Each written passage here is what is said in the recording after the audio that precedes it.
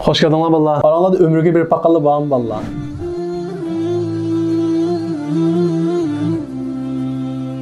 Biz ömrü qilmoqchi olsak tunji qilgan bir ish bor. O qaysi? Ihramga kirish. Ihram degan mush shu. Ya'ni bütün kiyimimizni silib etamiz. Ondan keyin ikki parcha raqni asti ustimizga yuvgaymiz. Anadan to'g'ma holda ustimizga yuvgaymiz. Mayli davlat boshlig'i olsun, mayli vazir olsun, mayli ministr olsun, hammasi bu shaklda kiradi. O sahnada boyning, cho'ngning, kichikning hech qanday farqi yo'q. Aslida bizga bu ihrom kiyimi da'vat ediki, ey inson, sen dunyoda qanchalik narsaga erish, qanchalik narsa top, mayli kishilar tarafidan maqtan, shuhratga erish, lekin oxirida dunyodan mushu holatga ketsa deydi. Ya'ni bir parcha rext bilan ketsa deydi. Ma ihromning yanchiqi yo'q. Kepallikning dal shunga o'xshash yanchiqi yo'q. Bu dunyoda hech qanday narsani ilib ololmaydi. Ya'ni bu ihrom bizga o'zimizning kim ekanligini, dunyodagi vazifamizning nima ekanligini eslatadi. Biz hozir ne qarasak, mushu dunyoga qiziq turish, dunyoda go'zal yashash, hatto boshqalarni bir balaga qiziqtirmoqchi bo'lsa, yaxshi o'qi. Nima uchun? Mushu hayoting go'zal o'tadi deydi. Amaliyotda biz dunyoga go'zal yashash uchun emas, go'zal o'lim uchun kelgan. Nimishqa? Chunki dunyoda qanchalik narsaga erishaylik, hamon bir kuni chuqum o'lib ketamiz. Mana mush ikki parcha raqtlam elib ketamiz. Bu bir haqiqat. Qanchalik o'ylamayli, qanchalik qachili, qanchalik o'yin tomosha bilan g'aflat qoldirli o'zimizni. Bundan asla qochib qutulolmaymiz. Daha yaqinda natijalangan sizlarga o'xshash yoshlarni o'zitib qo'ydik. Qatnash vaqasida ba'zi boshqa bir sabablar orqali dunyodan ketyapti.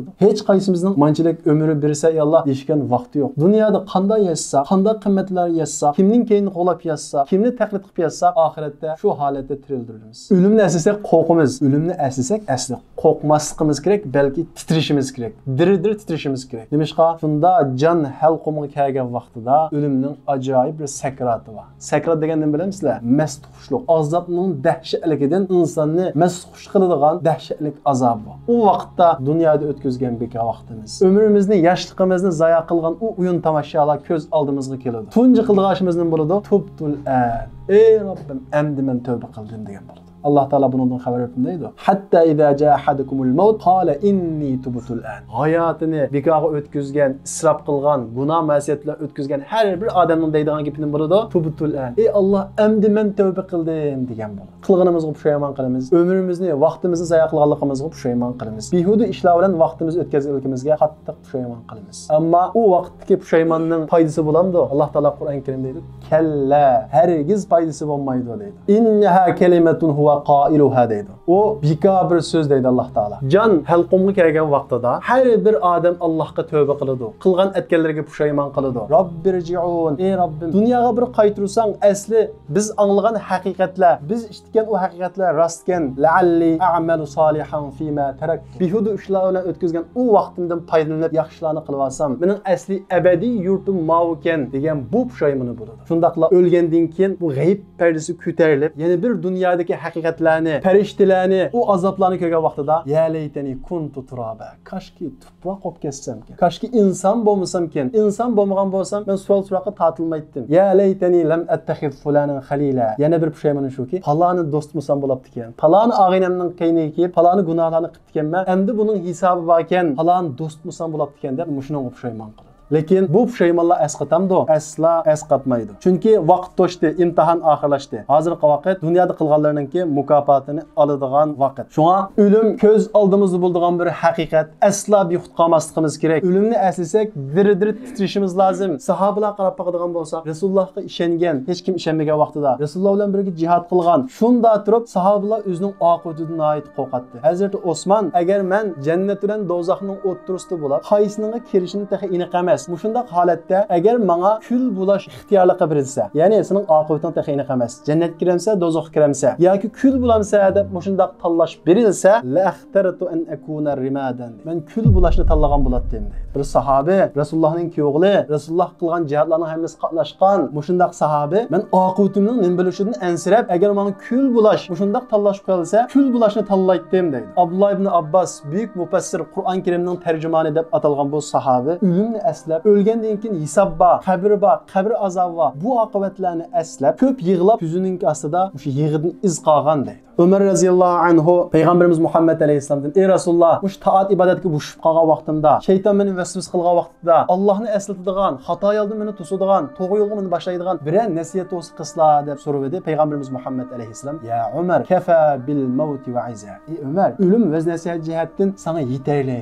Hazreti Ömer Ka'b ibn Ahbar degan bu sahabidan Ka'b ibn Ahbar ahli kitob, keyin musulmon bo'lgan, o'lim haqida so'raydi. Ey Ka'b, bizga o'lim haqida so'zlab, o'lim degan qanday narsa deb so'raydi. Ka'b ibn Ahbar bu ilgiriki ahli kitoblarning kitoblarini o'qig'a chiqib, Rasulullohning tushuntirganiga o'xshash shaklda tushuntirdi o'limni. Nima deydi? Ey Amirul Mu'minin, o'lim degan ka'gusnin kathiru shawk, tikanlik bir shox, bir odamning qurusiga kirgizilgan. Ondan keyin bu tikanlik shoxning tikini shu odamningki tumuridan ilinganga o'xshaydi degan. Ya'ni o'limdagi vaqt mushunga o'xshaydi degan. Payg'ambarimiz Muhammad alayhisalom o'limning ta'mini qanday tunishtirgan? Eng yengil o'lim odamningki badaniga 100 qilishdan urgan bilan baravar. Ya'ni ruhning badandan so'g'ilishi mana shunda azobliq deydi. Odamning jini ruhi badaniga so'kilgan vaqtida butun boshlab chiqadi. Jon chiqaya so'g'ishga boshlaydi. Odamning butun jon chiqib, eng oxirida ko'zidan chiqib badandan so'kiladi. Nima uchun butun chiqadi? Nima uchun ko'zi to'xtaydi? Chunki o'limning ochiqligi, o'limning dahshatidan agar o'lim boshqa yerdan boshlansa, butun jon chiqib bo'lguncha inson faqat shuktumaydi deydi. Ya cho'g'laydi, ya mangadi. Eng avval butun chiqadi insonning harakatlanmasligi uchun. Jim holatda jon berishi uchun. Eng oxirida ko'zdan chiqadi, shu tatqin azobining hammasini ko'rishi uchun. Shunga yoshlar har birimiz o'zimizning bu dunyoda maqsadining g'oyasiningki go'zal yashash emas, go'zal o'lim bilan o'lish ekanligini asla unutmasligimiz kerak. Hazrat Umar roziyallohu anhu eng odil xalifa deb nom olgan xalifa Rasulullohning vasiyati bo'lgan kafa bil mauti va iza. Vaz nasihat jihatda sana o'lim yetarlik degan bu so'zini o'zining o'ziga naqsh qilib soldirib olgan. Har qatim qarg'an vaqtida o'limni eslab, o'lim bor deganingdan gap, hisob kitob bor degan gap. O'ylab boqinglar. Hazrat Osmondak, Hazrat Umardak jannat bilan xush bishorat berilgan. Rasulullohga eng burun imo etgan, hayotining oxirgacha Rasululloh qilgan jihatlarning hammasiga qatnashgan. Rasulullohning hayotidan keyin musulmonlarning xalifasi bo'lgan mush sahobalar o'limdan shunchalik qo'rqdi ekan. Biz nimamizga ishinib buncha xotirjam, nimamizga ishinib qaysi qilgan amalimizga ishinib o'limdan bexud yashaymiz? Biz o'limdan qo'rqish emas, o'limni eslagan vaqtimizda titrishimiz lozim. Hayotimizga bir qarab chiqishimiz lozim. Bizning ruhimiz badanimizdan ajragandan keyin tunji bo'lib bizningki badanimiz nima qo'yiladi? Qabrga qo'yiladi.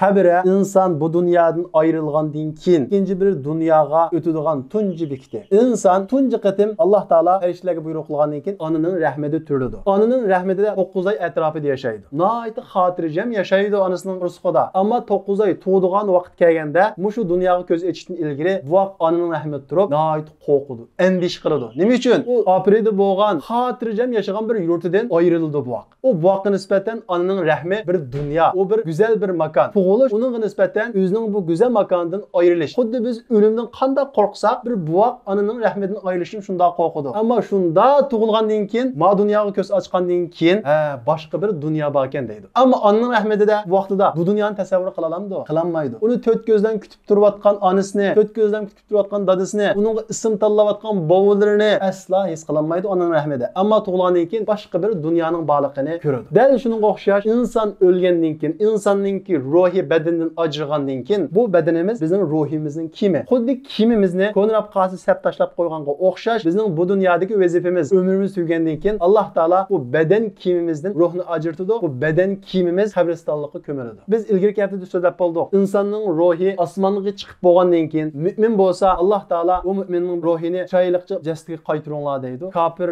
zolim, fosiq bo'lsa uning ruhi Allohning buyruqi bilan qattiq tashlanadi. Inson yuyib dafn qilingandan keyin qabr kelgandan keyin insonning ruhi uning jasadiga qaytariladi. Mana mush yerda 3-dunyo boshlanadi. Ya'ni 1-dunyo insonga nisbatan onaning rahmi, 2-dunyo bu imtihon dunyosi, 3-dunyo bo'lsa barzax olami. Alloh taolo Qur'on Karimda kalla jon uzgan odam pushaymon qilib, gunohimga endi tavba qildim. Ey Alloh, meni dunyoga qaytarsang, yaxshilarni qilib olsam, men fursat o'tkazib o'tibman degandan keyin Alloh taolo kalla mumkin emas, vaqt to'shdi. Innaha kalimatun huwa qailuha. Ularning devatgan u gapi kuchga ega emas, ya'ni keyniga qaytanmaydi. Va min waraihim barzakhun ila yawmi yub'athun. Endi qiyomatgachilik uning keynidan barzax dunyosi bor deydi. O barzax dunyosi yani shu qabrga qo'yilgandan keyin boshlanadi. Qabra qarindoshlar, uning ustini marmar toshlar bilan bezib o'tadi. Qabra yo jahannam o'raklaridan bir o'rak bir odamga nisbatan ko'milgandan keyin yo jannat bog'chlaridan bir bog'chi bo'ladi. Allohningki ko'rsatmalarini, islomning ko'rsatmalarini, Rasulullohning sunnatiga amal qilib yashagan bo'lsa, u qabra jannat bog'chlaridan bir bog'chiga aylanadi. Payg'ambarimiz Muhammad alayhisalom degandi. Ammo hayotimizni behuda ishlar bilan o'tkazib, o'zimizning bu hayotga nima uchun kelganligi, vazifamiz nima, o'lgandan keyin nega boramiz, bu haqda axirətdə oylanmay yaşagan bolsaq, cəhənnəm oraklarından bu orak buludu. Şunun üçün qəbrinin əhvalı intayın dəhşətli. Hazreti Osman radiyallahu anhuğa qəşədə dozaqның gibi qılınsa göz yaşı qanmaydı. Amma qəbrinin gibi qılınsa yığılıb saqalları höl bo'lib ketadi. Sahabeler bundan hayran qalıb, "Ey Hazreti Osman, sizga jannat dozaqning gibi qılınsa heç yığılmaysiz. Amma bu qəbristonluqni ko'rsangiz yoki qabrning gibi qılınsa yığılıb saqallaringiz höl bo'lib ketadi. Bu nima uchun?" deb so'raydi. Hazreti Osman qabre oxirat hayotining tunji bekiti, tunji manzili. Agar qabrdagi ahvolimiz yaxshi bo'lsa, qabr azobiga uchmasa, oxirat hayotimiz yaxshi bo'ladi. Agar qabrdagi ahvolimiz yomon bo'lsa, qabr azobiga tutilsak, bizning oxirat hayotimiz fama ba'dahu ashaddu minhu. Uningdan dahshatlik bo'ladi deydi. Va payg'ambarimiz Muhammad alayhissalomning "Ma ra'aytu manzaran qad illa wal qabru afda'u minhu" degan bu hadisini o'qiydi. Payg'ambarimiz Muhammad alayhissalom "Men qabrdan dahshatlik, qabrdan qo'rqinchli bir manzarani ko'rmadim" deydi. Allah Teala Peygamberimiz Muhammed Aleyhisselam'a kabrdeki azabını, kabrdeki dehşetlik o manzarını gösterken. Bir günü Peygamberimiz Muhammed Aleyhisselam bir bağının qaşıdın sahabalar bilan ötüp ketip atattı. O bağının bir tarafiga kelgan vaqtida tugi turamay kontrollikdan chiqib ketdi. Sahabalar boshqolmadi tugini. Peygamberimiz Muhammed Aleyhisselam tugining ustidan tushib ketgan, tas qoldi. Sahabalar hayron qoldi. "Ey Rasululloh, bu tugin nima qilib bunday qildi? Hech qachon bunday qilib boqmagan" deb so'radi. Peygamberimiz Muhammed Aleyhisselam bağının bir tarafiga ko'milgan 4 yoki 5 tane qabrini ko'rsatdi. Bu qabrdagilar kimlar deb so'radi. Sahabalar "Ey Rasululloh, bular mushrik holat o'lib ketgan kishilar" dedi. Peygamberimiz Muhammed Aleyhisselam "Mana mushularning tatgan azobini bu tugi angladi. Shuning uchun tuga azoblarning ovoziga bardashlik bermay o'zining kontrolligini yo'qotdi" dedi. Shunaqla sahabalarga "Agar sizlar o'lganlarni dafn qilishdan keyiniga yenib olmasliklarini qo'rqmagan bo'lsam, qabrning azobini anglashinglar uchun Allohga duo qilgan bo'lardim" deydi. O'ylab boqinglar, agar men sizlarga qabrning azobini, qabrning dahshatini so'zlab bersam, sizlarning otanglar o'lsa, onanglar o'lsa, o dahshatlik azob tufayli otanglarni, onanglarni dafn qilishdan keyiniga chekinisizlar. Shu tufayli men Allohga duo qilmadim. Bo'lmasa qabrning azobini sizlarning anglashinglar uchun Allohga duo qilgan bo'lardim. Qabr azobini saqlanglar, qabr azobini saqlanglar deb tekrar Peygamberimiz Muhammed Aleyhisselam sahabalarni ogohlantirdi. Peygamberimiz Muhammed Aleyhisselam hadisda Adem qabriga qo'yilgandan keyin uning ruhi jasadiga qaytarildi. Ondan keyin ikki farishta o Ademning qishig'iga kirdi. O farishtaning birining ismi Nakir, yana birining ismi Munkar. Peygamberimiz Muhammed Aleyhisselam hadisda o farishtalarni ismi asvadan azraqon. Ular qora va ko'k. Ularning birining ismi Munkar, yana birining ismi Nakir. Bu farishta kelgandan keyin o qabrdagi kishidan tuandagi 3 savolni so'raydi. Onun birincisi Rabbin kim? Bu Rabbin kim degan savolning bir ma'nosi bor. Rabb degan arab tilida parvish qilguvchi, tarbiya qilguvchi degan ma'noda. Ya'ni Rabbin kim deganlik qabrida. Sen hayoti dunyoda kimning tarbiyasi ostida yashading? Kimning soyasi ostida yashading? Kimning digini bo'yicha yashading? Bu savol maqsad qilinadi. Ya'ni hayotda kimni o'zingga taqlid qilding? Hayot mizoning nima bo'ldi? Ma ishni Alloh cheklagan degan bo'lsa, u ishni yana oldingmi? Alloh ma ishga buyurdi degan bo'lsa, u ishni qila oldingmi? Nafsingga ig'ri kelgan bo'lsa, uningdan yana oldingmi? degan bu savol bo'ladi. Albatta, dunyoda shu bo'yicha yashagan bo'lsa, Allohning tarbiyasida yashagan bo'lsa, Allohning shariatining soyasi ostida, ya'ni Alloh degan bo'lsa keyinga yenib, Allohning deganini o'ziga o'lcham, mizon qilib yashay olgan bo'lsa, bu savolga javob beradi. Allah Teala Kur'an-ı Kerim'de "Yusabbitullahul-lezine amenu bil kavli sabiti fil hayatid dunya ve fil ahireh." Allah'a işengen kişilerini, Allah'a men işendim diyen kişilerini ve şu sözleri rasul bulup, şu boyunca Allah'a işengendek yaşayalgan kişilerini Allah Teala hayatı dünyada ölgendim iman bilen ketkinliğe okşar, kabrinin içine kirgen vaxtıdır mı? Rabbin kim diyen bu sualga cevap vereleydi o deydi. Yani Rabbin kim, senin terbiyecin kim, sen ergişmadigan zat kim diyen bu sualga cevap verelişimiz için dünyada Allah'ın terbiyesi aslında, Allah'ınki körsetmeleri aslında yaşayışımız gerek. Muşunda yaşayalsak bu sualga cevap vereleyimiz. Eğer onda yaşamayı bu sualın cevabını ne çıkartım yedili oldu, bununla cevap veremeyiz. İkinci sual, peygamberin nime? Peygamberin kim diyen bu sual, senin dünyada ergeçken kişin kim? Ülgü kılgan kişin kim? Heves kılgan kişin kim diyen buludur. Eğer sen dünyada Koriyaliklerge heves kılgan bolsan, ma'lum bir futbolcuga heves kılgan bolsan, şularga taqlid kılgan bolsan, üzerine şunun o'qishga tirishgan bolsan, bu sualga cevap veremeyiz. Bu sualga cevap verişimiz için bizninki ülgümüz, namunimiz, o'qishga tirishgan adamimiz Peygamberimiz Muhammed Aleyhisselam bo'lishi kerak. Üçüncü sual, dinin nima? Ya'ni fidokorlik ko'rsatadigan narsang nima? Dunyoda seni g'amga solayotgani nima? Oqshomlikda g'am bilan uxlanmayotgan narsang nima? Aytki ishmo, aytki iqtisodmo yoki aytki uyanmo, ayt qanday o'ynasam bo'lar, qanday borsam bo'lar, qanday ishdan ko'nglimni olsam bo'lar. Bumi yoki o'lgandan keyin Allohga men ma ishni qildim deydigan bir ishni qilsam bo'ladi. Ma'umisini g'am qilayotgani degan bo'ladi. Chunki hammamiz dinimiz islom deymiz. Dunyoda bir odamning qo'llashgan narsa nim bo'lsa, dini shu bo'lgan bo'ladi. Ya'ni bir odam dunyoda dunyoda shuhrat qo'lashgan bo'lsa, u odamning dini shuhrat. Agar bir odamning dunyoda qo'lashgan narsa huquq mansab bo'lsa, u odamning dini huquq mansab. Agar u odamning dunyoda qo'lashgan narsa dunyoda faqat go'zal yashash, boshqalar erishmagan narsaga erishish bo'lsa, uning dini shu dunyodagi hayot. Agar bir odamning dunyoda qo'lashgan narsa Allohning roziligi, Allohning ko'rsatmasi, Alloh bergan umrdan iborat bu fursatni ching tutish bo'lsa va shuni Alloh yo'lida ishiltish bo'lsa, u odamning dini islom bo'lgan bo'ladi. Qabrga kirgan vaqtimizda dinning nima degan bu savolga javob bera olishimiz uchun bizni g'amga tashlagan narsamiz din bo'lishi kerak, islom bo'lishi kerak. Biz qo'llashgan narsa islom bo'lishi kerak. Biz taqib qilmoqchi bo'lgan narsa islom axloqi bo'lishi kerak. Bu shunday bo'lgan vaqtimizda qabrda bu savolga javob bera olamiz. Aksicha hayotini behuda ishlar bilan o'tkazib, vaqtini zoya qilgan, yoshlik bahorini o'yin tomosha bilan, behuda ishlar bilan o'tkazgan kishilar, gunoh ma'siyat bilan, harom so'rovlar bilan o'tkazgan kishilar bu savolga javob berolmaydi. Ya'ni buning qabrdagi ahvoli payg'ambarimiz Muhammad alayhisalom degandek jahannam o'raklari bir o'rak aylanadi. Ya'ni Alloh taolo farishtalarga buyruq qilib, jahannamdagi o'rni qarab yotqizinglar deydi. Farishtalar u odamni jahannamdagi o'rni qarab yotqizadi. U odam jahannamdagi o'rni ko'rgandan keyin Robba la taqimis sa'a. Qiyomat qo'ymas ekan, qiyomat bo'lmas ekan, bu azobdan qutulsam ekan deb faryod chekadi. Shundaqla u